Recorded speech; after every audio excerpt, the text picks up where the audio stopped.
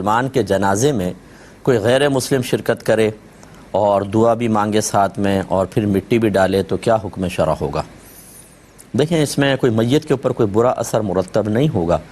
لیکن اگر غیر مسلم کا جنازہ ہوتا تو میں نے آپ کو سمجھایا تھا کہ وقتی طور پر بوقت ضرورت صرف تھوڑا سا جا کے تعزیت کر لینا ایک الگ چیز ہوتی ہے، وہ حکم علیحدہ ہوگا، لیکن جنازے میں شرکت نہ کریں، کیونکہ جب غیر مسلم مر جاتا ہے تو پھر تو وہ مستقل لعنت کا مستحق ہو جاتا ہے اور لعنتیں برستی ہیں۔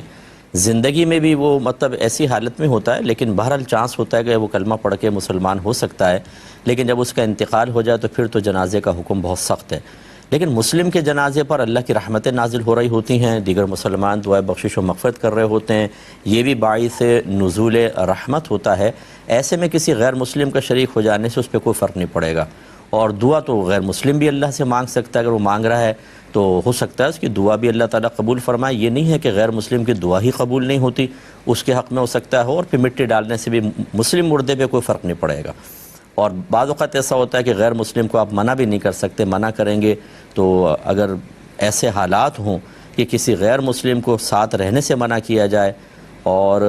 اس کی وجہ سے اس کے دل میں نفرت بیٹھے یا ماحول وہاں کا خراب ہو تو پھر تو کوئی مسئلہ نہیں، آنے دیں، کیونکہ آپ کا روکنا فتنے کا باعث بنے گا۔ لہذا امید ہے کہ آپ بات سمجھ گئے ہوں گے اور کر سکتے ہیں۔